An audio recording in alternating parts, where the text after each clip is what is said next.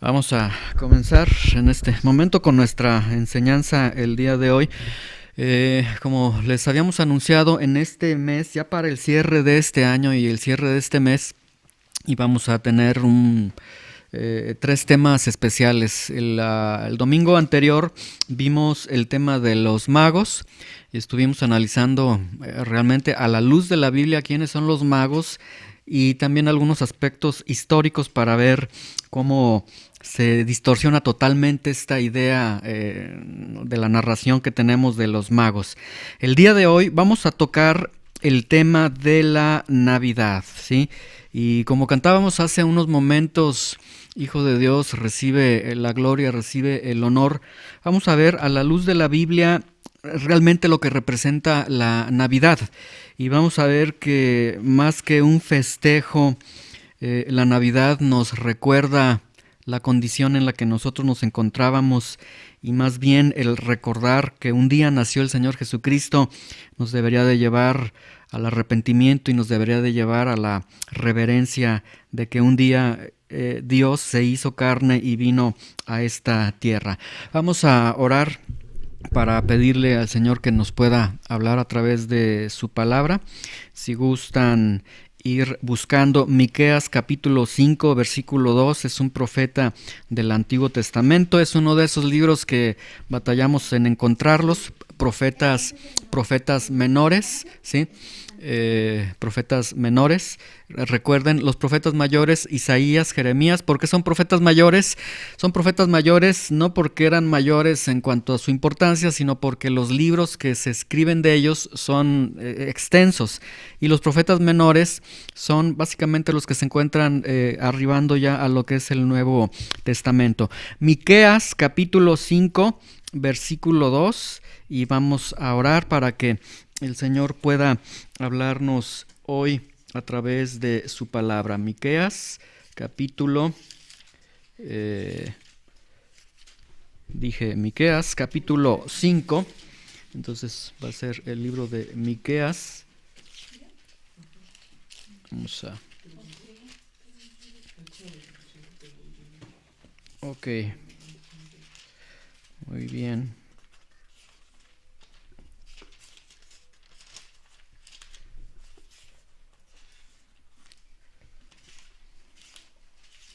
Ok, vamos entonces a orar, ya lo tienen, ¿verdad?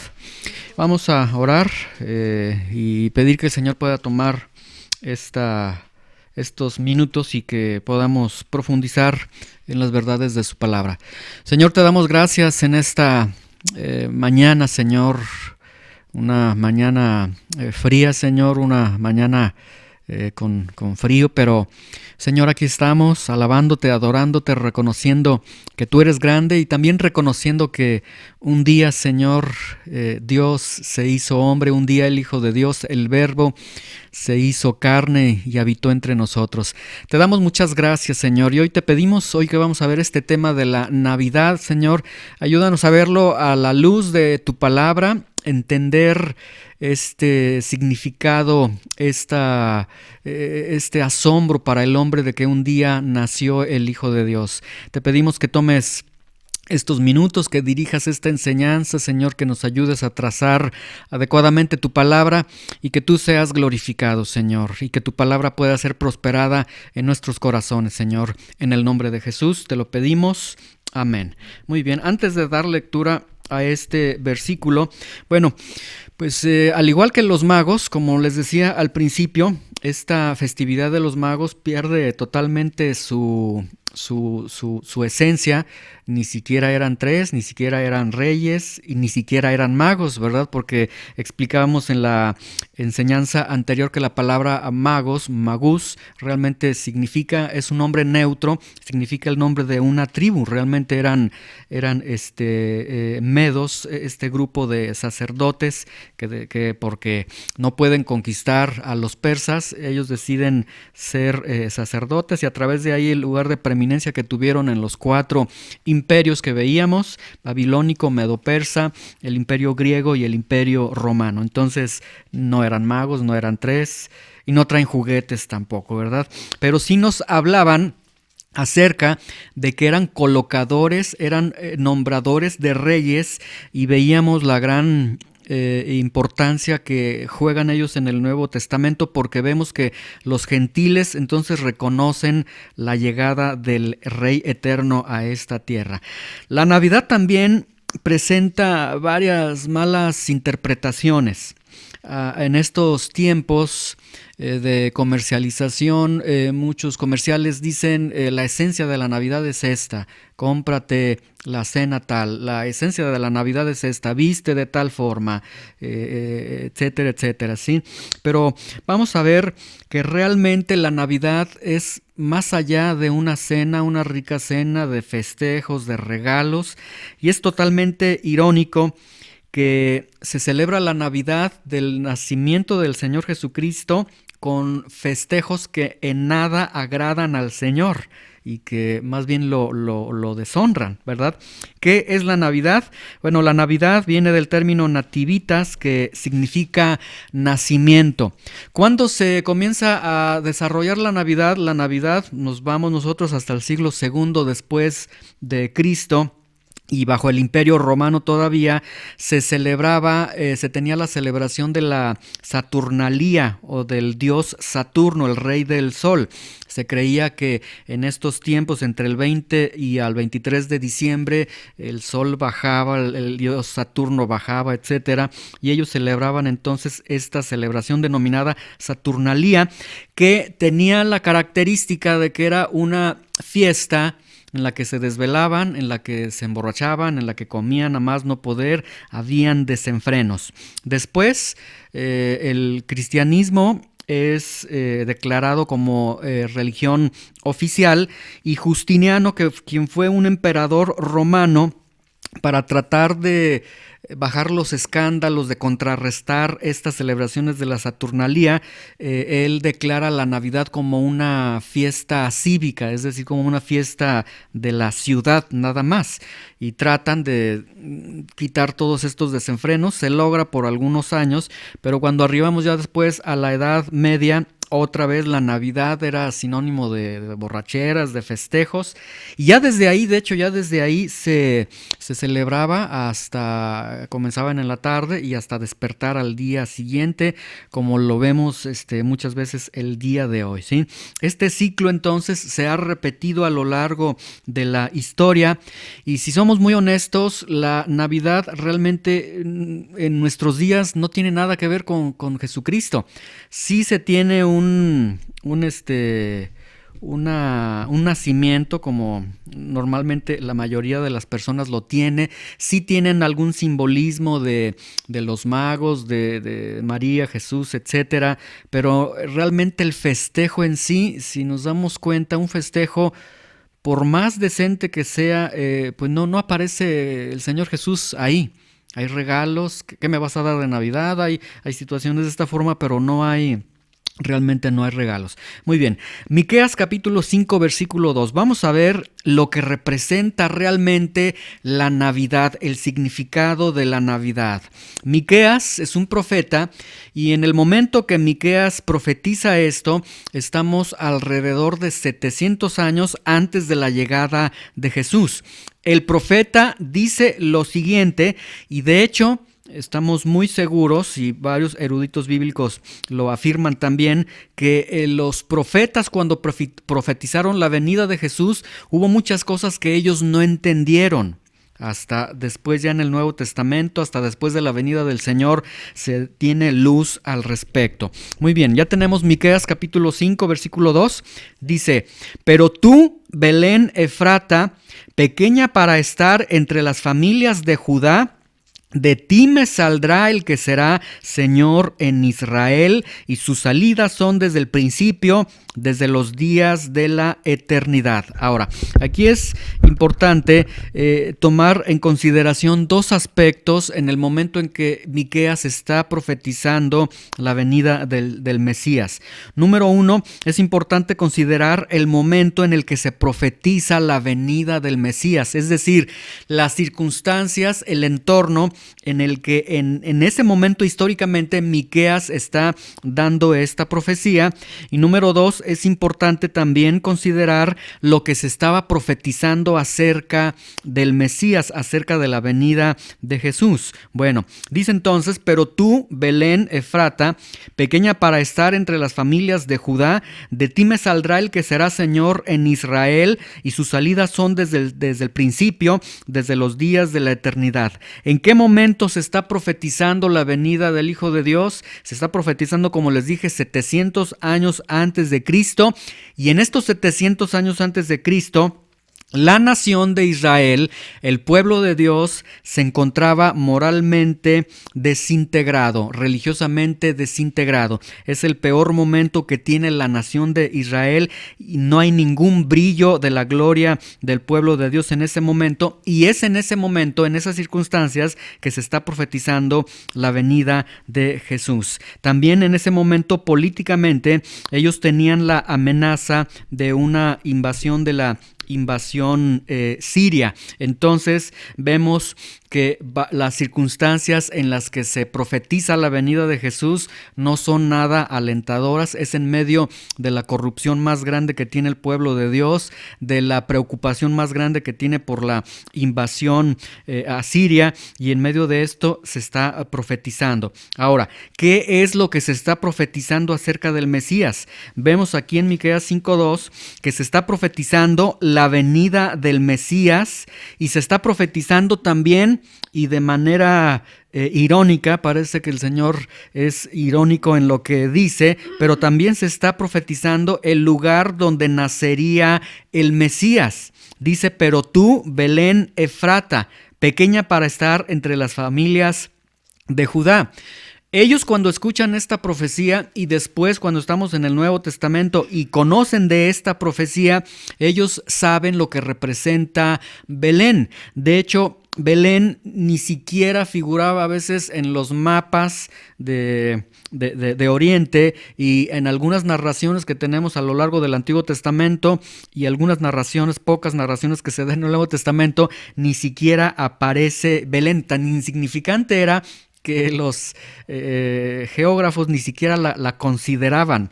Era una aldea a las afueras de Jerusalén, insignificante totalmente, y entonces vemos que aquí, en medio entonces de una gran corrupción, también el Mesías nace en medio de una insignificancia con un grado muy, muy grande. El Mesías nace en una ciudad pequeña, y todavía ni siquiera nace en la ciudad pequeña, nace en un establo de una aldea insignificante totalmente, ¿sí? Entonces, aquí vemos que el Señor se está moviendo, y el Señor está contrarrestando la grandeza del hombre, la grandeza que el hombre tenía. Desde Génesis nosotros vemos que cuando el hombre desobedece, uno de los anhelos que el hombre tiene es ser como Dios, parecerse a Dios, se rebela contra Dios. Toda rebelión contra Dios es colocarse en el lugar de Dios, es decir: Señor, tú estás equivocado, yo puedo hacer las cosas a mi manera. Y desde la caída del hombre, el hombre ha vivido en sus pecados, en su rebeldía, ha vivido en su propia grandeza. Bueno, cuando el Mesías nace en medio de un escenario de pequeñez, de insignificancia, donde lo único que brilló no fue el establo, no fue la aldea, no fue Jerusalén, lo que brilló solamente fue la gloria de Dios. Entonces vemos que Dios anuncia que la llegada de su Hijo, que desde la llegada de su Hijo, lo que estaría brillando sería la gloria de Dios, y Jesús vendría también para la gloria de Dios. Ahora, veamos nuevamente en Miqueas capítulo 5, versículo 2, ahora lo que se profetiza acerca de la venida de Jesús. Dice: pero tú, Belén Efrata, pequeña para estar entre las familias de Judá, de ti me saldrá el que será Señor en Israel. Y vean ahí la forma de la redacción que tiene. No dice de Belén saldrá, sino dice: de ti me saldrá. Y esta partícula me nos está hablando que entonces lo que el Señor está diciendo es que Él viene de mí, Él viene de parte mía, Él estará totalmente sujeto a mi voluntad. Viene alguien que viene de mi parte y viene alguien que viene totalmente sujetado a mi voluntad. No pierdan Miqueas capítulo 5 versículo 2, pongan algún separador por ahí y vamos rápidamente al Evangelio de Juan capítulo 5 versículo 19. Evangelio de Juan capítulo 5 versículo 19.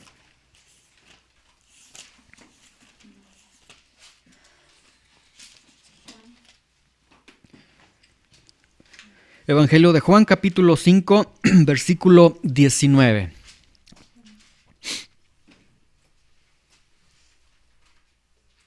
¿Listos?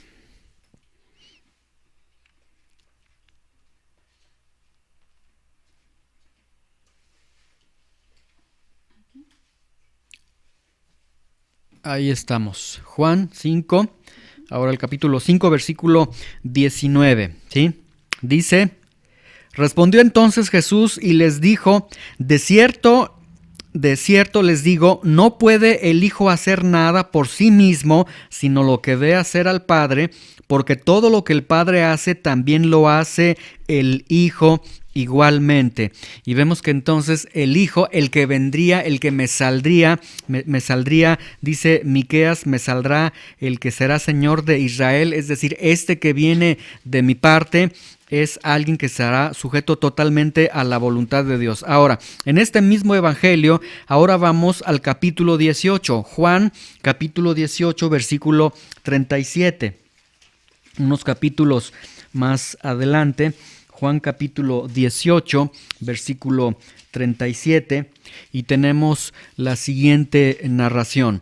Jesús se encuentra ante Pilatos antes de ser ejecutado y llega un momento, hay un diálogo entre Jesús y Pilato y dice entonces Juan 18:37, dice: le dijo entonces Pilato: luego, ¿eres tú rey? Jesús respondió: tú dices que yo soy rey. Yo para esto he nacido y para esto he venido al mundo. Recuerden, Él vino como un enviado de Dios, como alguien sujeto totalmente a la voluntad de Dios. Y Jesús dice: yo para esto he nacido y para esto he venido al mundo, para dar testimonio a la verdad. Para dar testimonio a la verdad. Todo aquel que es de la verdad oye mi voz. Y aquí vemos que entonces el reino de Dios, al cual estaba sujeto el Señor Jesucristo, a la voluntad de Dios, se liga con el dar testimonio de la verdad, ¿sí? Entonces Jesús estaría dando testimonio de la verdad porque estaría sujeto a la voluntad que Dios está dando. Ahora, Miqueas capítulo 5 versículo 2, si lo dejaron con algún separador, vamos a regresar nuevamente. Miqueas capítulo 5 versículo 2 dice: pero tú, Belén Efrata, pequeña para estar entre las familias de Judá, de ti me saldrá el que será Señor en Israel. Entonces, el profeta estaba ya profetizando que vendría a alguien que estaría sujeto a la voluntad de Dios y que además sería llamado Señor.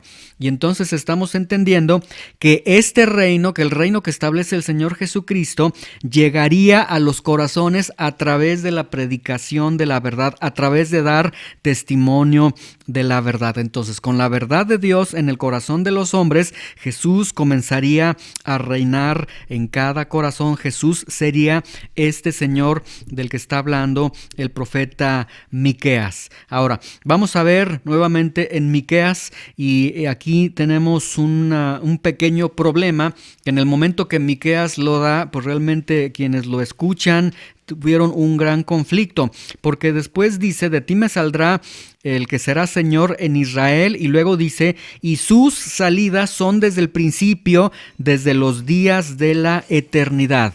Y esto realmente representaba un problema, Porque nos está diciendo, por un lado, nos está diciendo que nacería alguien, que nacería el enviado de Dios, que el que viene de parte del Señor, el que sería el Señor de Israel. Es decir, nos está diciendo que alguien nacería, pero que este que nacería es desde el principio, que este que nacería es desde la eternidad, dice, y sus salidas son desde el principio, desde los días de la eternidad. Es decir, en la cultura judía, ellos entendían que el único que tenía el atributo de ser eterno era Dios.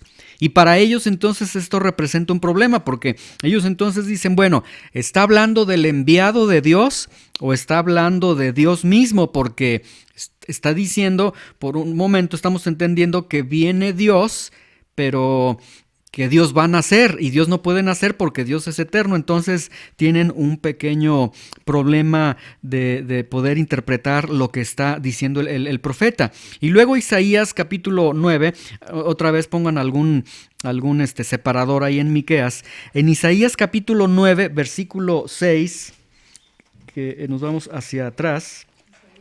Isaías capítulo 9, versículo 6. Tenemos otra profecía que también nos representa o nos presentaba otra situación un tanto confusa para ellos que lo estaban escuchando, ¿sí?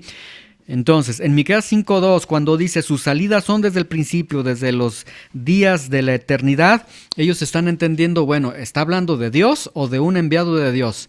Porque está diciendo que este enviado de Dios es eterno, pero ¿cómo es que está naciendo alguien que es eterno? Y en Isaías capítulo 9, versículo 6, dice lo siguiente: porque un niño nos es nacido. Sí, nos está hablando del nacimiento de un niño, nos está hablando del nacimiento del Mesías. Lo están entendiendo. Y luego dice, hijo nos es dado. Están entendiendo perfectamente que está hablando del nacimiento de alguien. Y luego dice, y el principado sobre su hombro, y se llamará su nombre admirable, consejero, Dios fuerte, Padre eterno, príncipe de paz. Entonces, ellos decían, bueno, ¿está hablando de Dios o está hablando del enviado de Dios? Y la respuesta es las dos. Está hablando del enviado de Dios y está hablando de Dios mismo. Es decir, tenemos aquí en esta profecía Dios enviando a Dios. Vamos rápidamente a Juan capítulo 1, versículo 1, Evangelio de Juan, nuevamente para ver algunos de estos aspectos. Juan capítulo 1, versículo 1, dice lo siguiente. Juan 1:1. Otra vez, Evangelio de Juan, capítulo 1, versículo 1.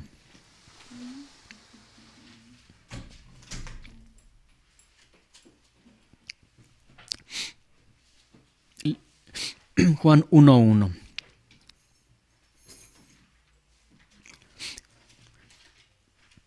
¿Listos? Dice, en el principio era el verbo. Ahora recuerden, aquí el principio habla en el principio antes de la creación, es decir, podemos interpretar desde la eternidad, era el verbo y el verbo era con Dios y el verbo era Dios, ¿sí? Aquí nos está hablando de que el verbo ya existía desde la eternidad. Jesús desde la eternidad ya existía. Y luego dice que el verbo era con Dios. Jesús desde la eternidad ya estaba con el Padre y luego nos aclara, y ese verbo era Dios mismo. Entonces, ¿quién viene? ¿El enviado de Dios o viene Dios mismo? Pues la respuesta son las dos. Viene el enviado de Dios, que es Dios mismo, ¿sí? Ahora, ahí en el versículo 14, en Juan 1:14, vemos una proclamación realmente gloriosa, porque en el versículo 1 vemos que este verbo que era desde la eternidad, que tenía comunión con Dios Padre, y que él mismo era Dios, Versículo 14 dice, y aquel verbo fue hecho carne y habitó entre nosotros.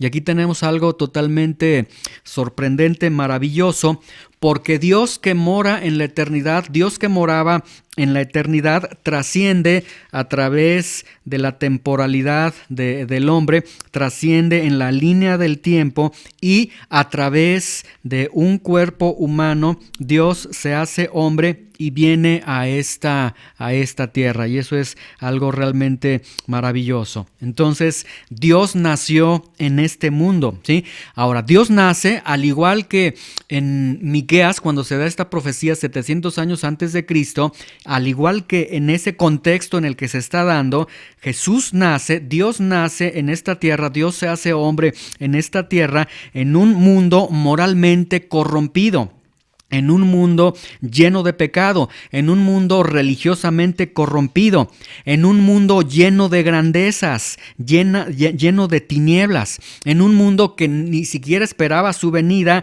y que ni siquiera quería su venida. Y en medio de estas circunstancias viene el Hijo de Dios, nace el Hijo de Dios, y entonces la Navidad realmente le recuerda al hombre que el hombre se ha rebelado contra Dios, que el hombre ha aborrecido a Dios, que el hombre se creía grande en sus propias grandezas, pero que aún así Dios decidió hacerse en forma de hombre y nacer en esta tierra. Aún así, el Salvador viene a esta tierra, viene a nacer para morir y rescatar a lo que se había perdido. Vamos al Evangelio de Lucas, capítulo 2, versículo 14.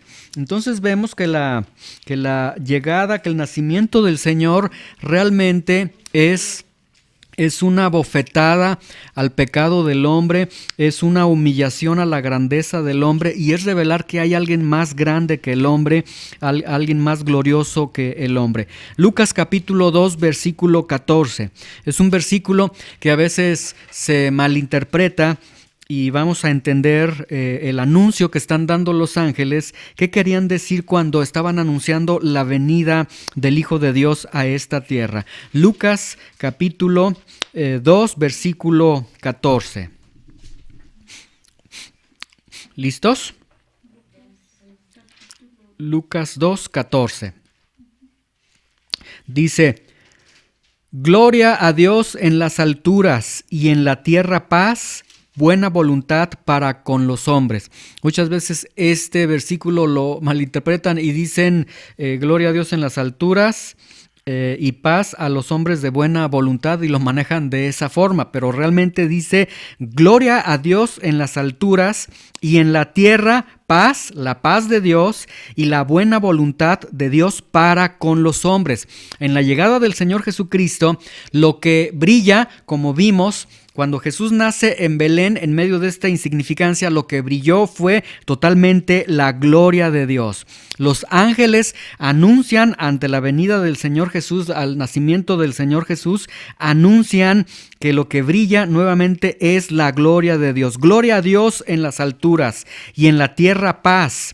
La paz de Dios y buena voluntad para con los hombres. Es decir, nuevamente, lo único que brilla con el nacimiento del Señor Jesús es la gloria de Dios. No brilla el hombre, no brilla la grandeza del hombre, lo único que brilla es la gloria de Dios. Y tenemos aquí, ante el nacimiento del Señor Jesús, tres aspectos. Número 1, la gloria de Dios.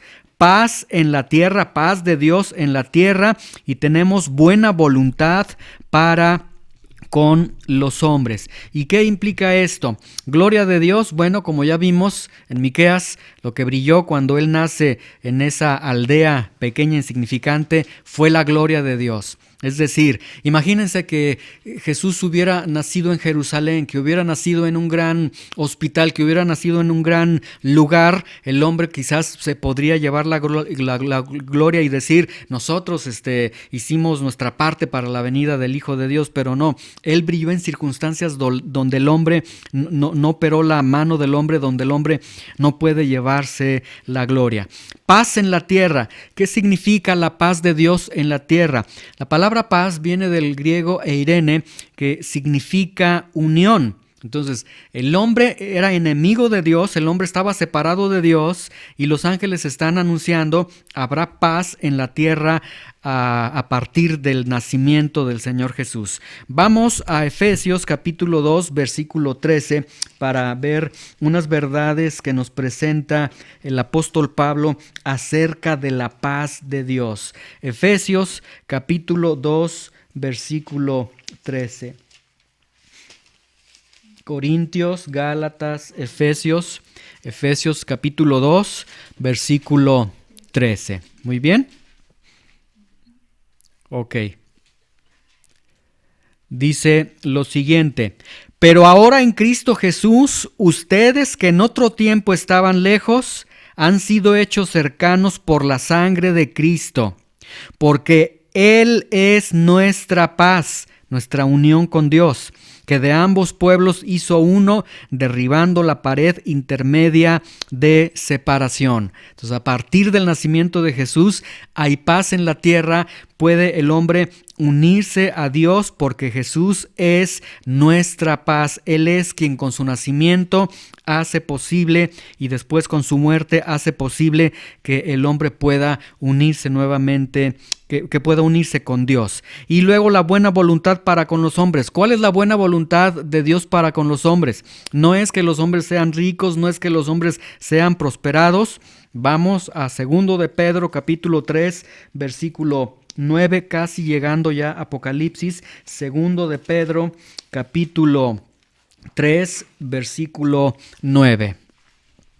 ¿Cuál es la buena voluntad de Dios? ¿Cómo se refleja esta buena voluntad de Dios? 2 de Pedro capítulo 3, versículo 9. ¿Sí? Muy bien, antes de primero, segundo, tercero de Juan. ¿Listos? Muy bien. Dice 2 de Pedro 3:9. El Señor no retarda su promesa, según algunos la tienen por tardanza, sino que es paciente para con nosotros, no queriendo que ninguno perezca. Y ahí vemos la voluntad de Dios.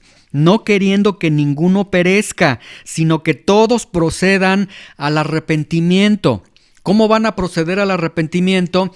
A través de la obra redentora del Hijo de Dios, ¿sí? Entonces tenemos todas estas bellezas en el nacimiento de Jesús. Para ir concluyendo, debemos de festejar la Navidad porque esta es una pregunta que en estos tiempos muchos la colocan y tratan de presentar cierta controversia, cierto conflicto en esto. No podemos dogmatizar en este punto, pero si hacemos la pregunta, ¿se debe de festejar la Navidad? Bueno, las respuestas que nosotros tenemos son varias. El primer punto, debemos de considerar que la Navidad históricamente es una festividad pagana.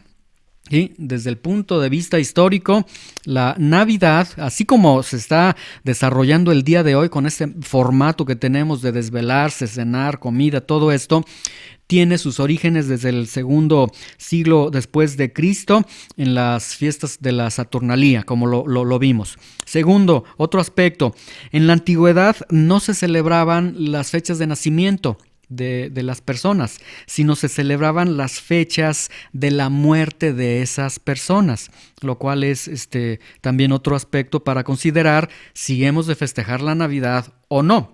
Y luego en 1 de Corintios 2:2, se lo leo, ya no busquen estos versículos, se los leo.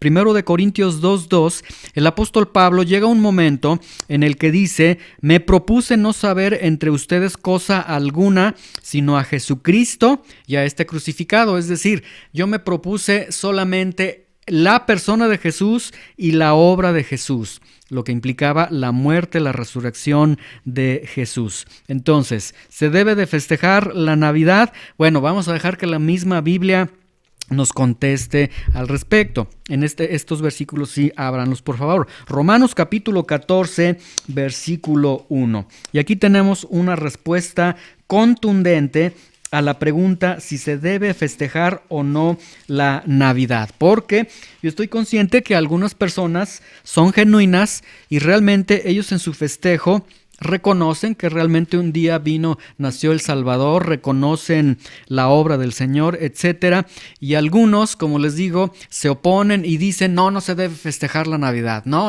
o sea, vamos a dejar que la Biblia hable y que la Biblia nos pueda contestar. Romanos 14:1, ¿listos? ¿Ya lo tienen? Vamos a leer varios versículos y váyanme siguiendo. Versículo 1, dice, reciban al débil en la fe, pero no para contender sobre opiniones. Es la ley del amor que se encuentra en Romanos 14:1. Reciban al débil en la fe, pero no para contender sobre opiniones. ¿Quién es un débil en la fe? Bueno, los pongo en contexto. Cuando Pablo escribe la carta de los Romanos, habían cristianos que eran nuevos cristianos y habían cristianos que, como estaban en la cultura mundana, en la cultura romana, ellos tomaban la carne que se vendía en las carnicerías en ese tiempo. Toda esa carne era carne que venía de sacrificios a los dioses. Habían algunos aspectos del judaísmo que todavía algunos cristianos trataban de seguirlo. Entonces, un débil en la fe era alguien que sí creía en el Señor Jesucristo, pero que todavía no se despojaba de lo tradicional o del judaísmo y tenía ciertos ritos, ciertas cosas que pensaba que tenía que seguir para agradar a Dios, ¿sí? Entonces, estos eran los débiles en la fe. Entonces, el apóstol Pablo dice, reciban al débil en la fe, pero no para contender sobre opiniones. O sea, tú que te sientes un fuerte en la fe, no digas, no ataques a los débiles en la fe, porque uno cree que se ha de comer de todo, otro que es débil come legumbres. Aquí podemos parafrasear. Algunos creen que se puede celebrar la Navidad y otros dicen, no se debe de celebrar la Navidad. Versículo 3, el que come no menosprecia al que no come, y el que no come no juzgue al que come, porque Dios le ha recibido. Parafraseando. En relación a la Navidad. El que celebra la Navidad, que celebre la Navidad, y el que no celebre la Navidad, que no celebre la Navidad. Pero no juzgues al que no la celebra, o no juzgues al que la celebra, porque Dios a ambos los ha recibido, ¿sí? Y luego versículo 4. ¿Tú quién eres que juzgas al criado ajeno? Para su propio Señor está en pie o cae, pero estará firme, porque poderoso es el Señor para hacerle estar firme. Uno hace diferencia entre día y día, otro juzga iguales todos los días. Uno dice sí se tiene que celebrar la Navidad, otro dice no, es una fiesta pagana. Cada uno esté plenamente convencido en su propia mente. El que hace caso del día lo hace para el Señor, y el que no hace caso del día para el Señor no lo hace. Es decir, si alguien de ustedes, hermanos, que quieran celebrar la Navidad, yo sé que si ustedes celebran la Navidad van a tener esa devoción por el Señor y van a decir, estamos recordándote, Señor, y gracias por esta cena que nos permites, por convivir con la familia, etcétera. Si lo hacen, qué bueno, para el Señor lo hacen. Si no lo hacen, qué bueno también, ¿sí? Cada uno esté plenamente convencido en su propia mente. El que hace caso del día lo hace para el Señor. Finalmente, para el Señor lo estás haciendo.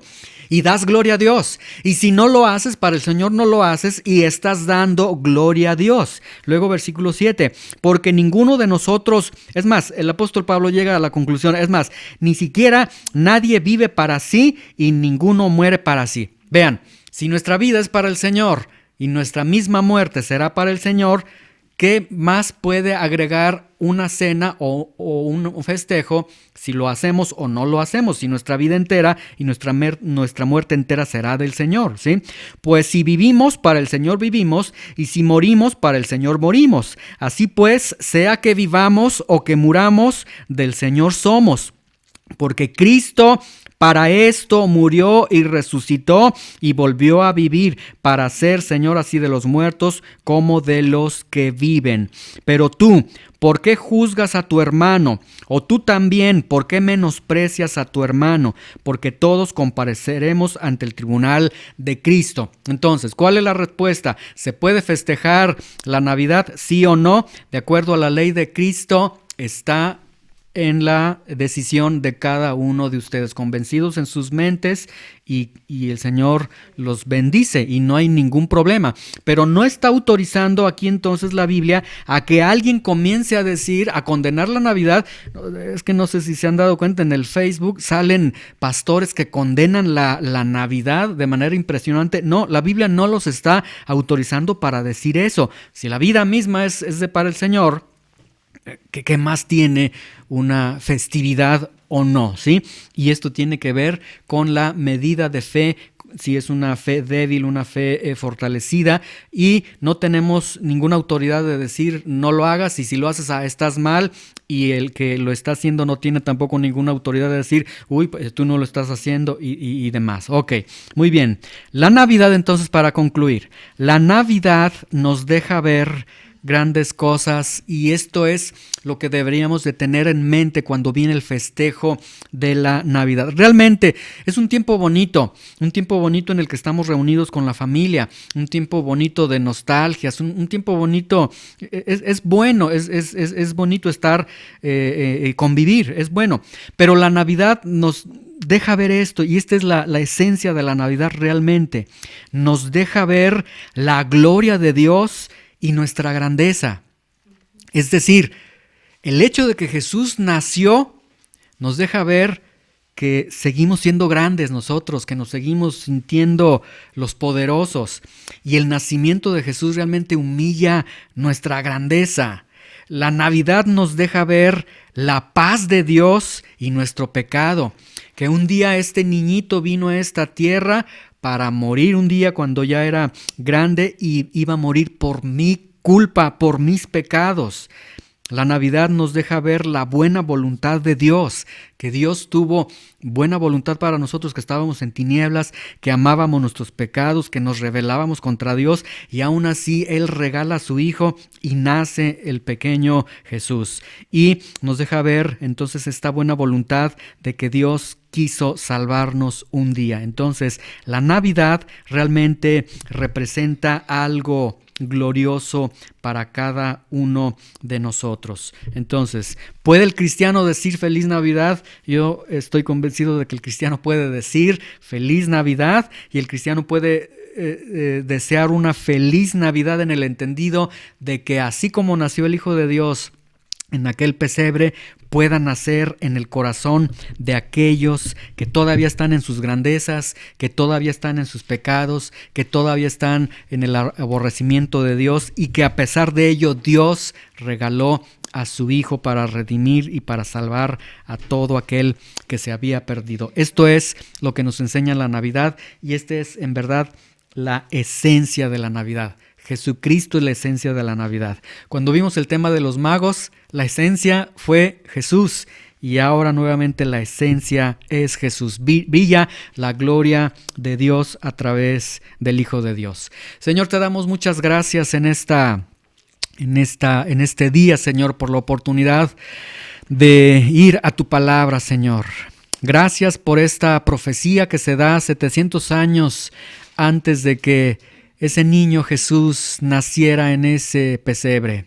Que ese pequeño niño con esos lloridos de un bebé naturales, ahí estaba Dios regalando al Redentor eterno, al Redentor por nuestros pecados, que a través de esa llegada, Señor, en una humildad impresionante, en una insignificancia impresionante, pero donde tu gloria brilló, Señor, gracias porque tu gloria brilla, y Jesucristo es el brillo de la gloria de Dios. Gracias porque, Señor, Jesús nació. Gracias porque el Eterno trascendió a la temporalidad, y Dios se hizo carne, y el Eterno nació. Aquel que nació ya era eterno, Señor. Te damos muchas gracias. Que Jesús haya nacido, Señor, que quebrante nuestra grandeza, Señor, que nos haga ver que no somos nada, que quebrante nuestro pecado y que nos lleve a un arrepentimiento y tomarte a ti, Señor, y decir gracias por este regalo que has dado a las naciones. Gracias por el amado de Dios, por el escogido de Dios que nos has regalado, Señor. Hoy te tomamos a ti, Señor, y te damos gracias porque tu palabra dice que a todos los que le recibieron les dio potestad de ser hechos hijos de Dios. Nos has hecho hijos tuyos, Señor, a través de recibir el regalo hermoso de la salvación, el regalo hermoso a través de Jesús. Te damos gracias, Jesús. Tu gloria brilla, tú eres Rey eterno. Te bendecimos, te adoramos, Señor. Gracias, prospera tu palabra en nuestros corazones. Y este día, Señor, que en el calendario viene, Señor, el festejo de la Navidad.